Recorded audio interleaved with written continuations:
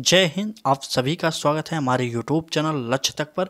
CTET की हम लोग प्रैक्टिस सेट कर रहे हैं। तो आज का हमारा जो होगा बाल विकास की इम्पोर्टेंट प्रैक्टिस सेट लेकर आए हैं।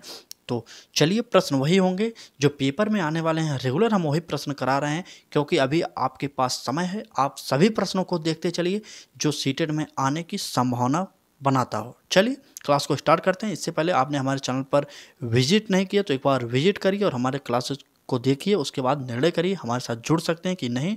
एग्जाम में स्पेशल यह क्लास लेकर आए हैं आपके लिए। इससे पहले हमने सीटेट में सीडीपी जो चाइल्ड साइकोलॉजी बाल विकास का सब्जेक्ट होता है उसमें हमने 30 में 30 नंबर पाया है। कुछ लोग नहीं मान रहे थे, इसलिए हम अपनी क्लास में लगभग अपनी मार्कशीट अपलोड ही कर देते हैं। चलिए अपनी मार्कशीट दिखा देना, उसके बाद आप यकीन कर लीजिए या ना करिए, वो आपके ऊपर है। चलिए हमारी मार्कशीट आप देख लीजिए, स्क्रीनशॉट लेकर रख भी सकते हैं, कोई मतलब नहीं है इसका। ठीक है, चलिए देख लीजिए यहाँ पर 30 में 30 हमने प्राइमरी पेपर 2 का जो सब्जेक्ट था उसमें 30 में 30 हमने पाया है नंबर। तो 30 में 30 मिडिल में जो कहा जाता है 6 to 8 उसमें पाया था। और प्राइमरी की बात की जाए उसमें सीडीपी में हमने 26 नंबर पाया था। 30 में 26 नंबर आप वही पा सकते हैं। जुड़िए हमारे साथ। आज ही हमने पहली बार में प्राइमरी का पेपर क्वालिफाई के लिए अच्छे नंबरों से, और मिडिल वाला 6 to 8 वाला भी पास किया है। आप भी पास कर सकते हैं। तो चलिए क्लास को स्टार्ट करते हैं। इससे पहले आपने हमारे चैनल को सब्सक्राइब नहीं किया, सब्सक्राइब करके बेल आइकन को ऑन कर लीजिए। चले, आपसे एक बात और कहना चाह रहे हैं, आप किसी भी प्रश्न को यह मत समझिएगा कि यह प्रश्न आपके पेपर में नहीं आ सकता। आपको पढ़ना पड़ेगा चाहे पेपर में आए या ना आए। तो चलिए क्लास को स्टार्ट करते हैं। शेयर कर दीजिए एक बार आप लोग। पहला प्रश्न है हमारा, गर्भ में बालक को विकसित होने में कितने दिन का समय लगता है। आपसे पूछा जा रहा है गर्भ में बालक को विकसित होने में कितने दिन का समय लगता है। ए ऑप्शन है 150 दिन, बी ऑप्शन 280 दिन, सी ऑप्शन 200 दिन और डी ऑप्शन 50 दिन। तो चलिए बताइए कितना समय लगता है, आप लोग कमेंट करके बता सकते हैं। चले, आपको पता होना चाहिए कि 280 दिन। ठीक है, 280 दिन एक मानक होता है, 280 दिन। अगला प्रश्न देखते हैं। इन सभी प्रश्नों में ज़्यादा समय नहीं लेंगे, थोड़ा थोड़ा बता के आपको जल्दी जल्दी खत्म कर देंगे। ठीक है, चलिए अगला प्रश्न है, नवजात शिशु का भार कितना होता है। नवजात शिशु का भार A option 6 pound, B option 7 pound और सी ऑप्शन 8 पाउंड और डी ऑप्शन 10 पाउंड। चलिए बताइए नवजात शिशु का भार कितना होता है। वह हो जाएगा 7 पाउंड। बी ऑप्शन भी सही हो जाएगा, 7 पाउंड, बी ऑप्शन। अगले प्रश्न देखते हैं। देखिए कुछ प्रश्न आज ऐसे ही ज़्यादा प्रश्न लेकर आए हैं। क्या लगता है कुछ पेडागोजिकल प्रश्न आगे आने वाले हैं। 3-4 प्रश्न ऐसे हैं, उसके बाद पेडागोजिकल जो प्रश्न होंगे, सीटेट हो, यूपी टेट हो, रीट हो और बिहार टेट हो, इन सभी में जो परीक्षाओं में आया हो पेडागोजी का प्रश्न है, इस क्लास में हम आपको कराने वाले हैं। तो बने रहिएगा लास्ट तक एकदम। चले अगला प्रश्न, बुद्धि के बहुकारक सिद्धांत के प्रतिपादक कौन थे। A option McDougall. मैकडूगल ने 14 मूल प्रवृत्तियों को बताया, आप जान लीजिए। B option Terman. टर्मन ने बुद्धि लब्ध निकालने का सूत्र दिया था, आपको यह भी पता होना चाहिए। थॉर्नडाइक के अनुसार क्या हो जाएगा, थॉर्नडाइक, ये हमारा ऑप्शन सी सही हो जाएगा। बहुकारक सिद्धांत जो दिए थे वह थे थॉर्नडाइक महोदय, तो सी ऑप्शन सही हो जाएगा। अगला प्रश्न है, उपनयन संस्कार किस शिक्षा काल में किया जाता था। क्या वैदिक काल में, क्या बौद्ध काल में, क्या मुगल काल में या इनमें से कोई नहीं। तो चलिए बताइए किस में किया जाता था। उपनयन संस्कार की बात की जाए तो वैदिक काल में उपनयन संस्कार किया जाता था। ए ऑप्शन सही हो जाएगा। चले अगला प्रश्न, अगर आप लोग मैं सोच रहा हूँ कुछ क्लासेज आपको एसएसटी की भी उपलब्ध कराइए अभी से। क्या आप लोग 6 to 8 का पेपर देने वाले हैं इस बार। अगर देने वाले हैं तो कमेंट करके बताइएगा। अभी से हम आपको एसएसटी की एक नई क्लास स्टार्ट कर देंगे। ये जो हमारी क्लास रेगुलर हो रही है दोपहर 1 बजे में हो रही है 1 बजे। तो अगर आप लोग कमेंट करेंगे तो एसएसटी की क्लासेज सुबह के टाइम शुरू कर देंगे। ठीक है, दिन में 2 क्लासेज आपको प्रोवाइड कराई जाएगी अगर आप कहेंगे तब। तो कमेंट करके ज़रूर बताइएगा आप प्राइमरी से संबंधित हैं या 6 to 8 से मिडिल वाले से संबंधित है। कमेंट करके ज़रूर बताइएगा। इस बार सीटेट आपको हर हाल में निकालना पड़ेगा क्योंकि सीटेट धीरे धीरे टफ होता चला जा रहा है। ठीक है, क्योंकि आपको पता होगा कि जनवरी 2024 में जो सीटेट का पेपर हुआ था उसमें लगभग 22 लाख लोग बैठे थे, जिसमें से 19,40,000 लोग फेल हुए थे। रिजल्ट मात्र 2,60,000 लोग पास हुए थे। तो किस स्तर का पेपर पूछा जाता है आप नहीं जानते तो जान जाइए अभी से, नहीं तो आपको बाद में पछताना जरूर पड़ेगा। तो चलिए प्रश्न देखते हैं। प्रश्न है, निचली कक्षाओं में शिक्षण के खेल पद्धति मूल रूप से आधारित है। ए ऑप्शन देखते हैं, शारीरिक शिक्षा कार्यक्रम के सिद्धांतों पर। बी ऑप्शन, शिक्षण पद्धतियों के सिद्धांतों पर। सी ऑप्शन, विकास एवं वृद्धि के मनोवैज्ञानिक सिद्धांतों पर। और डी ऑप्शन, शिक्षण के समाजशास्त्रीय सिद्धांतों पर। चलिए बताइए, निचली कक्षाओं के शिक्षण की खेल पद्धति मूल रूप से आधारित है, किस पर आधारित होगी? तो हमारा सबसे बेस्ट आंसर होगा सी ऑप्शन, विकास एवं वृद्धि के मनोवैज्ञानिक सिद्धांतों पर। सी ऑप्शन सही हो जाएगा, सी ऑप्शन। ठीक है, सी ऑप्शन। अगले प्रश्न देखते हैं। इससे पहले हमने यूपी टेट, सी टेट और सुपर रीड जैसी परीक्षाओं को पास किया। आप देख सकते हैं हमारी मार्कशीट हमने अपने चैनल पर वीडियो के माध्यम से आपको बता दिया। यूपी टेट हो या सी टेट हो या रीड हो, एक ही वर्ष में क्वालिफाई किया था। आप भी कर सकते हैं, कोई बहुत बड़ी बात नहीं। चलिए प्रश्न देखते हैं। आप पढ़ते रहिए, अच्छे से नंबरों से पास होंगे, लेकिन पढ़ेंगे तब। समान परिपक्वन से पहले प्रशिक्षित करना प्रायः, यह प्रश्न सीटेट हमेशा इसी प्रकार के प्रश्न देता है। आप प्रश्नों को पढ़कर समझ ही नहीं पाएंगे कि सीटेट पूछना क्या चाह रहा है, लेकिन आपको अभी समझना पड़ेगा, क्योंकि आप प्रैक्टिस सेट अभी हल कर रहे हैं। आपके पास समय है 3 महीने का, भी आप कर सकते हैं। ठीक है, चलिए देखते हैं। एक बार फिर प्रश्न पढ़ लीजिए। समान परिपक्वन से पहले प्रशिक्षित करना प्रायः क्या होता है? ए ऑप्शन, सामान्य कौशलों के निष्पादन के संदर्भ में बहुत लाभकारी होता है। बी ऑप्शन, कुल मिलाकर हानिकारक होता है। सी ऑप्शन, दीर्घकालिक दृष्टि से लाभकारी होता है। और डी ऑप्शन, लाभकारी हो या हानिकारक, यह इस बात पर निर्भर करता है कि प्रशिक्षण में किस प्रकार की विधि का प्रयोग किया गया है। चले, तो इस प्रश्न का जो सही उत्तर हो जाएगा वह हो जाएगा डी ऑप्शन, हमारा सही हो जाएगा। एक चीज़ और याद करिएगा, अगर आपको तुक्का मारना हो, जैसे इस प्रश्न में तुक्का मारना हो, आपको उत्तर नहीं आ रहा है, जब उत्तर नहीं आ रहा हो तो आप सीटेट के ऑप्शनों पर जाइए, जो सबसे बड़ा ऑप्शन हो उसी पर टिक करिए, क्योंकि आपको वैसे भी नहीं आता। ज़्यादा चांसेस होता है सीटेट का कि जो बड़े ऑप्शन होते हैं वह सही हो सकते हैं। तो आपको अगर प्रश्न कोई भी हो जो ना आता हो पेडागोजी का, आप उत्तर हमेशा वही टिक करिएगा जो ऑप्शन सबसे बड़ा हो। जैसे ही डी ऑप्शन इस प्रश्न में सबसे लंबा है, तो वैसे हमारा इस प्रश्न का उत्तर भी यही होगा, लेकिन हम एक ट्रिक के माध्यम से आपको बता रहे हैं कि कैसे पेपर को हल किया जाता है। आप कुछ ट्रिकों के माध्यम से भी पेपर हल कर सकते हैं, वैसे आप अच्छे से कर सकते हैं, आपकी मर्जी। चलिए अगला प्रश्न।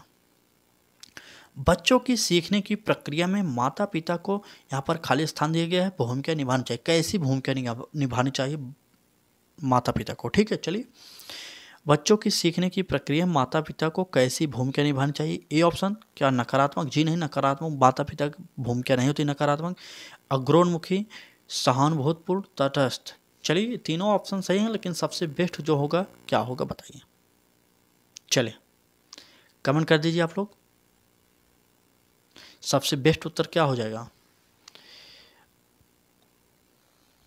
चलिए कमेंट करते रहिए आप लोग, 5 सेकंड का आप लोग समय दे रहे हैं, कमेंट करके बताइए कितने लोग हैं जो इसका उत्तर सही दे सकते हैं। चलिए, तो इस प्रश्न का जो सही ऑप्शन होगा हमारा अग्रोन्मुखी, माता पिता को सबसे आगे आकर बालक का साथ देना चाहिए और उसके विकास में योगदान देना चाहिए। अगला प्रश्न देखते हैं। अगला प्रश्न है, वह कौन सा स्थान है जहां बच्चे की संज्ञानात्मक विकास को सबसे बेहतर तरीके से परिभाषित किया जा सकता है? सीटेट का या प्रीवियस ईयर का प्रश्न है, जो कि आपके लिए इम्पोर्टेंट है। चलें बताइए, क्या खेल का मैदान कर सकता है, कक्षा या विद्यालय कर सकता है, पर्यावरण कर सकता है, या सभागार कर सकता है? तो चलिए बताइएगा, सबसे बेस्ट आंसर जो होगा वह हो जाएगा खेल का मैदान। खेल का मैदान में बालक कई प्रकार के होते हैं, उनसे बालक का विकास आसानी से होता है। जैसे 4 बालक होंगे, 4 क्षेत्र से आएंगे, उनकी भाषाओं में अंतर होगा, उनके वेशभूषा में अंतर होगा, खान पान में अंतर होगा। इसी प्रकार से सभी बालक एक दूसरे से कुछ न कुछ सीखते हैं, इसलिए सबसे बेस्ट आंसर होगा खेल का मैदान। चले अगला प्रश्न देखते हैं।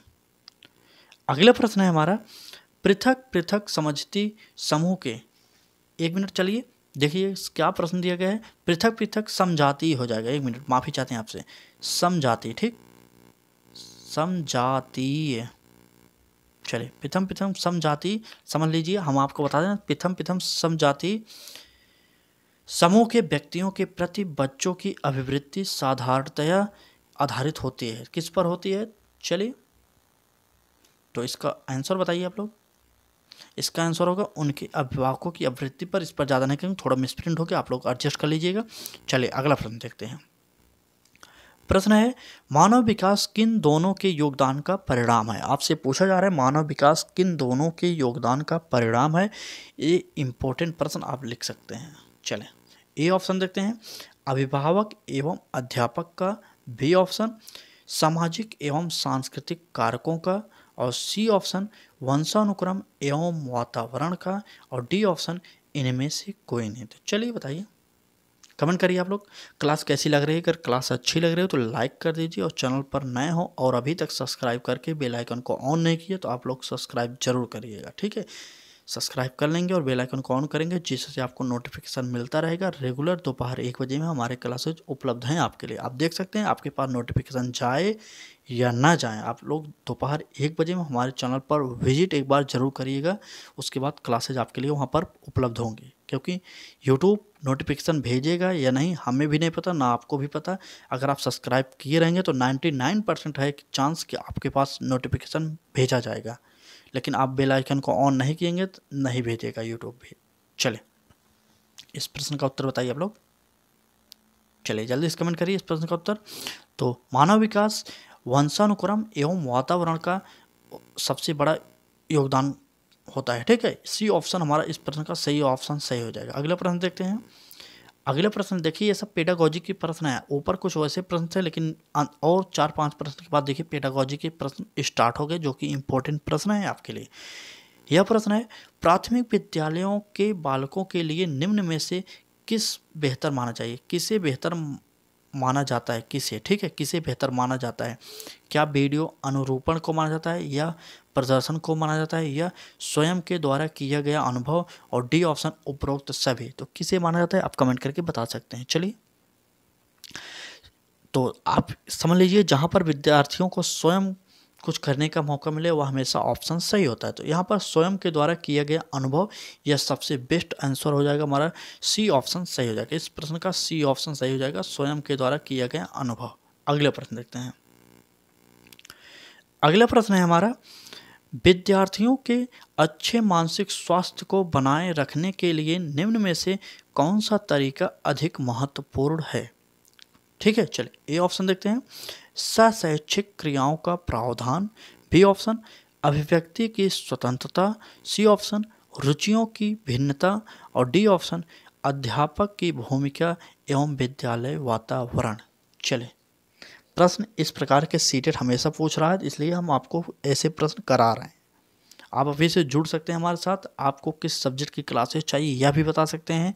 क्लास कैसी लग रही है आप यह भी कमेंट करके बता सकते हैं। हमने जो कहा आपको एसएसटी की तैयारी करना है 6 to 8 मिडिल वाले पेपर के लिए, नहीं आप वह भी बता सकते हैं। तो चलिए इस प्रश्न का उत्तर दीजिए आप लोग। इस प्रश्न का सबसे बेस्ट उत्तर देख लीजिए क्या होगा। विद्यार्थियों के अच्छे मानसिक स्वास्थ्य को बनाए रखने के लिए निम्न में से कौन सा तरीका अधिक महत्वपूर्ण है? वह हो जाएगा अध्यापक की भूमिका एवं विद्यालयी वातावरण। चले, डी ऑप्शन सही हो जाएगा। अगला प्रश्न देखते हैं।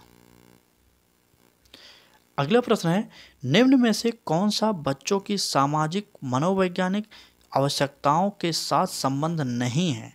आपसे पूछा जा रहा है बच्चों की सामाजिक मनोवैज्ञानिक आवश्यकताओं के साथ संबंध नहीं है। ए ऑप्शन देखिए, सामाजिक अनुमोदन अथवा सराहना की आवश्यकता। बी ऑप्शन, संवेगात्मक सुरक्षा की आवश्यकता। सी ऑप्शन, शरीर से अपशिष्ट पदार्थों का नियमित रूप से बाहर निकलना। और डी ऑप्शन, विद्यार्थियों को विद्यालय में खेलने क्यों उचित है, क्या उचित है? चलिए कमेंट करिए आप लोग। चले, कमेंट करिए आप लोग। निम्न में से कौन सा बच्चे के सामाजिक मनोवैज्ञानिक आवश्यकताओं के साथ संबंध नहीं है। आपसे पूछा रहा है नहीं है तो हमारा सी ऑप्शन सही हो जाएगा, नहीं है। ठीक है, शरीर से अपशिष्ट पदार्थों का नियमित रूप से बाहर निकलना, इसका सामाजिक मनोवैज्ञानिक आवश्यकताओं से कोई संबंध नहीं है, तो हमारा सी ऑप्शन सही हो जाएगा। ठीक है, शरीर से अपशिष्ट पदार्थों का नियमित रूप से बाहर निकलना, यह हमारा रॉन्ग आंसर था, इसलिए सी ऑप्शन सही हो जाएगा। अगले प्रश्न देखते हैं। अब तक आप इस क्लास से जुड़े हैं, इसका मतलब आपको क्लासेस अच्छी लग रही हैं। क्लास अच्छी लग रही है तो लाइक कर दीजिए, और चैनल पर नए हो तो एक बार निवेदन यही करेंगे कि सब्सक्राइब करके बेल आइकन को ऑन कर लीजिए, जिससे आपको नोटिफिकेशन मिलता रहे। तो चलिए क्लास को आगे बढ़ाते हैं, अगला प्रश्न देखते हैं। अगला प्रश्न है हमारा, विद्यार्थियों को विद्यालय में खेलना क्यों उचित है। आपसे पूछा जा रहा है विद्यार्थियों को विद्यालय में खेलना क्यों उचित है। ए ऑप्शन देखिए, यह उन्हें शारीरिक रूप से सशक्त बनाएगा। बी ऑप्शन, यह शिक्षकों के लिए काम आसान करेगा। सी ऑप्शन, यह समय बिताने में सहायक होगा। और डी ऑप्शन, यह सहयोग एवं शारीरिक संतुलन का विकास करेगा। चलिए कमेंट करिए। सबसे जो पॉजिटिव उत्तर देख लीजिए, यहाँ पर शारीरिक रूप से सशक्त बनाएगा, यह सही हो सकता है, लेकिन इससे भी अच्छा उत्तर मिल जाएगा तो इसलिए ये गलत हो जाएगा। ठीक है, चलिए अगला प्रश्न देखते हैं। अब अगला ऑप्शन देखते हैं, माफ़ी चाहते हैं। यह शिक्षकों के लिए काम आसान, जी नहीं, आप शिक्षकों के लिए काम आसान नहीं करेंगे, समय बिताने के लिए बिल्कुल गलत। हमारा डी ऑप्शन सबसे बेस्ट हो जाएगा, यह सहयोग एवं शारीरिक संतुलन का विकास करेगा। चलें, क्लास कैसी लगी? क्लास अच्छी लगी हो तो लाइक कर दीजिए, चैनल पर नए हो तो चैनल को सब्सक्राइब करके बेल आइकन को ऑन कर लीजिए, जिससे आपको नोटिफिकेशन मिलता रहे। तो चलिए आज की क्लास में बस इतना ही, कल फिर मिलेंगे एक नए क्लास के साथ।